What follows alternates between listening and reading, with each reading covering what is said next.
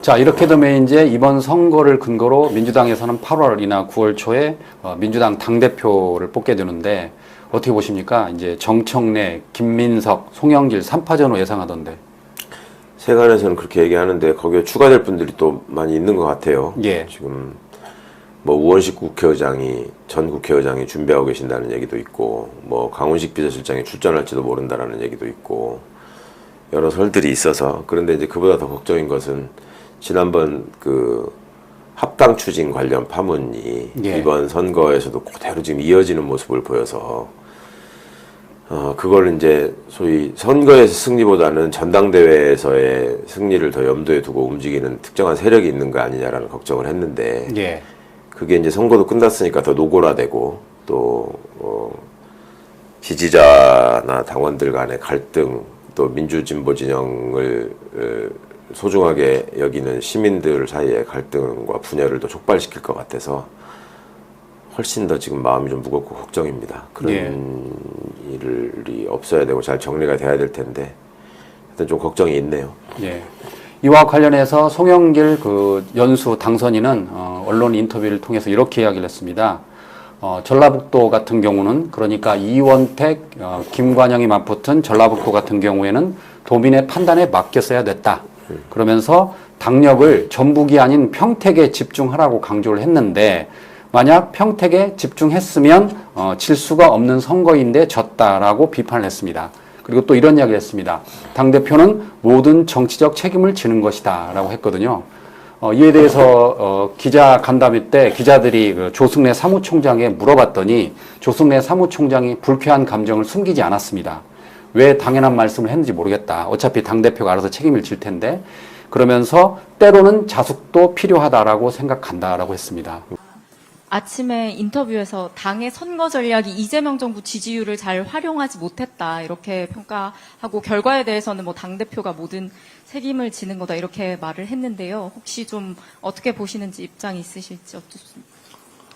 네, 당연히 그 선거의 모든 책임은 대표를 포함해서 지도부가 지는 겁니다. 뭐 당연한 말씀을 왜 하셨는지는 모르겠는데, 예. 그러나 분명히 말씀드립니다. 이번 선거 과정에서 당의 일치된 캠페인을 때로는 방해했던 여러 얘기들이 있었습니다. 그게 선거를 또 어렵게 한 측면도 있었다고 저는 생각합니다. 우리가 최대의 승리를 위해서는 아쉬운 승리가 아니라 최대의 승리를 위해서는 당의 일치된 단결이 중요하다고 저는 생각합니다. 그런 점에서 나중에 선거 이후에 이러저러한 평가에 대해서 하시는 거야 뭐 충분히 할 수 있는 얘기라고 보고 선거 과정에 있었던 그런 발언들에 대해서는 그런 발언을 했던 분들이 한번 내가 당의 승리를 위해서 기여를 한 것인가 그렇지 않은 것인가 한번 판단해 보시고 또 때로는 자숙도 필요하다고 저는 생각합니다. 예. 벌써부터 힘겨루기가 시작된 것 같아요. 그렇죠. 송영길 의원이 말씀하신 거는 이제 당연히 정청래 대표를 겨냥한 거고 예. 왜 그런 거냐. 본인이 다음 당권 도전을 해야 되는데 현직 대표가 경쟁자이자 걸림돌이니까 그 얘기를 하신 거고 내용을 따져보면 그 무슨 말입니까? 전북은 도민의 선택에 맡겼어야 된다라는 말은 김관영 지사가 됐어야 된다는 말이고 예. 평택에다가 집중했으면 당연히 김용남이 당선되고 조국 떨어지고 유이동 떨어지고 했을 텐데 이런 얘기잖아요. 예. 그러니까 문제의 본질을 본인의 당권 과도에 유리하게 해석하고 어떤 정책 공격을 시작한 거죠. 이제 이게 앞으로도 더 커지고 격화될 텐데 그 과정에서 생기는 파열음을 어떻게 줄일 수 있나가 저는 좀 많이 걱정됩니다. 어차피 당대표 선거할 때마다 매번 경쟁은 불가피한 거잖아요. 네. 뭐 그건 당연한 거고 진보에서는. 그런데 그 갈등을 최소화하는 게 중요한데 쉽게 앙금이 가라앉지 않을 것 같아요. 이렇게 보면. 그러니까 정치권에서 정치인들이 본인의 권력 의지를 가지고 보다 자신의 정치적 이상을 실현하기 위해서 권력을 잡고자 권력 투쟁을 하는 것은 자연스러운 일이에요. 예, 그런데 그 권력 투쟁을 하는 방식이 얼마나 공정한 절차나 올바른 판단에 따라서 사람들의 이해를 구하는 쪽으로 가느냐, 그런 경쟁을 하느냐의 문제일 거 아니에요. 근데 그 방식을 꼼수를 부린다거나 무슨 사실관계를 흐트러뜨리면서 당원과 지지자들을 혼란에 빠지게 한다거나 뭐 이런 식으로 돼서 소위 진흙탕 싸움이 될까봐 걱정을 하는 거죠. 예. 그리고 이미 어떤 합당 관련 문제를 둘러싸고 전초전이 한번 벌어졌는데 그때에 일어났던 여러 현상들을 보면은 이제 그 대통령을 위한다는 명목으로 실제 대통령의 뜻을 부정하고 반대로 행동하는 사람들이 있었단 말입니다. 예. 그런 게 걱정이죠. 이제 그 스탠스를 전당대회에 이어서도 계속 유지할 거거든요.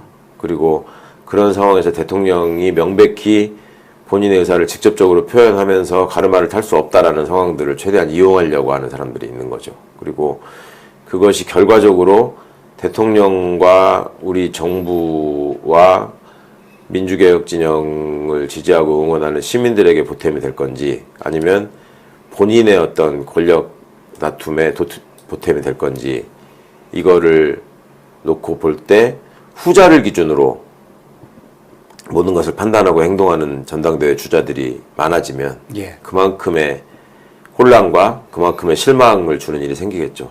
예, 그게 걱정입니다. 다음은 그 진보 진영의 연대, 이른바 그 단일화를 한번 생각해 보겠습니다. 이번에 그 어느 때보다 단일화의 중요성이 강조된 것 같은데 울산시장 같은 경우는 진보당과 민주당이 단일화를 이뤄냄으로써 예. 김상훈 의원이 어려운 곳에서 지금 울산시장이 당선이 됐는데 특별히 울산시장 후보 단일화를 통해 승리의 기세를 모아주신 진보당 당원 여러분들께도 깊이 감사드립니다. 연대하면 커집니다. 다른 당과의 연대의 방법에 대해서도 앞으로 공론화 과정을 통해서 깊이 고민 연구하도록 하겠습니다. 반면 평택을은 김용남 조국의 진보 진영 단일화가 실패했죠. 그래서 표가 분산되면서 국민의힘 유이동 의원이 사선에 성공했다. 그래서 어부지리가 아니냐 그런 의견도 나오는데 왜 이 단일화가 어려울까요?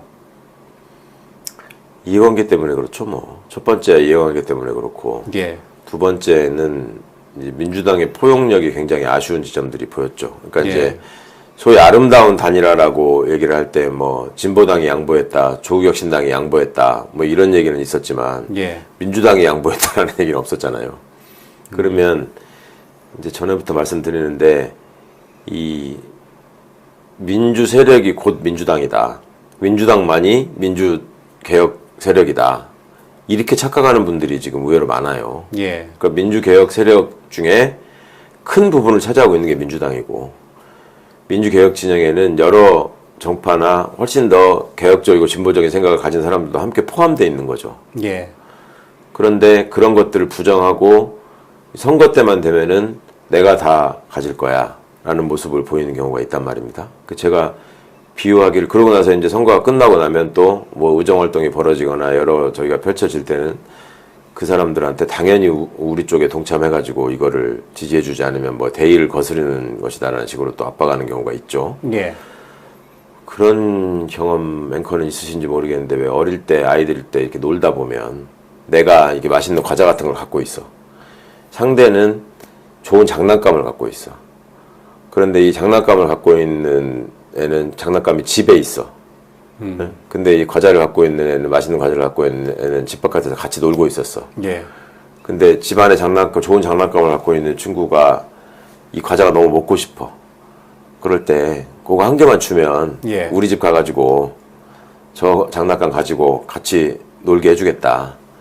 그렇게 해서 하나 받아가지고 먹고 같이 가는 경우 있잖아요. 예. 거기 가서 조금 놀다 보면 이제 이거 내 거니까 너 손 대지 마.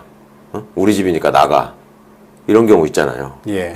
애들끼리 유치한 장난이지만 그런 모습하고 좀 흡사한 것 같아요. 응? 그런 게 좀 매우 유감스러운 부분이고 이제 그런 사람들도 있어요. 나는 민주주의자가 아니고 민주당주의자다. 이제 이런 것들이 과연 지금 이런 선거 결과를 놓고 보면 여전히 내란 세력의 뿌리가 얼마나 깊고 넓은지를 우리가 지금 알 수 있잖아요. 그러니까 똘똘 뭉치는 것 더하기 정말 확실하게 의지하고 연대하고 협력하지 않으면 대한민국 수구 기득권 진영의 뿌리를 뽑아내는 게 얼마나 어려운지를 매번 겪으면서도 그 안에서 내가 다 독식하겠다라고 하는 모습을 보이는 게 혹은 그 과정에서 생기는 여러 가지 잡음이나 오류를 시정하지 않고 그냥 우리가 결정한 거니까 그냥 당원들은 따르면 되지 무슨 말이 많냐 이런 태도까지 보였단 말이에요. 이번 선거에서. 그러니까 이거는 앞으로도 좀 곰곰 생각해보고 이게 진짜 민주개혁 진영을 응원하고 지지하고 함께하는 시민들이 바라는 민주당의 모습이 그런 선거 승리나 의석의 확보를 통해서 어떤 세상을 만들고자 하는 것인가 라는 것과 연결해 보면 단지 그 당적을 가진 사람들의 당선으로만 선거가 끝나는 문제가 아니고 예. 그 선거의 승리를 통해서 뭐를 할 수 있느냐가 훨씬 중요한 거 아니에요. 그걸 가지고 조금 더 고민을 해야 될 것 같고 제도적으로는 이제 결선 투표제의 도입이 정말로 필요하고 시급한 거 아니냐라는 생각을 합니다. 많은 분들께서 결선 투표제 등을 도입하면 어떠냐 하는 제안을 저한테 많이 해주셨는데 그 부분에 대해서 공론화하는 과정을 거쳐서 좋은 결론을 한번 내보도록 하겠습니다. 결선 투표제만 있으면 무슨 아름답지 않건 단일화 얘기를 할 필요도 없고 그렇죠. 예. 자연스럽게 유권자들이 하나로 모아서 선택할 수 있는 거잖아요. 이제 그런 게 당 내 선거에는 다 도입이 돼 있단 말이에요. 결선 투표라는 게. 왜냐하면 민주적 정당성을 확보하려면 과반의 지지를 얻는 게 굉장히 중요하니까. 예. 근데 지금 우리는 대선도 그렇고 총선도 그렇고 지방선거도 그렇고 한 표만 이기면 승자 독식 구조로 지금 돼 있기 때문에 이런 것들을 좀 극복하는 것도 필요하지 않나 생각합니다. 예.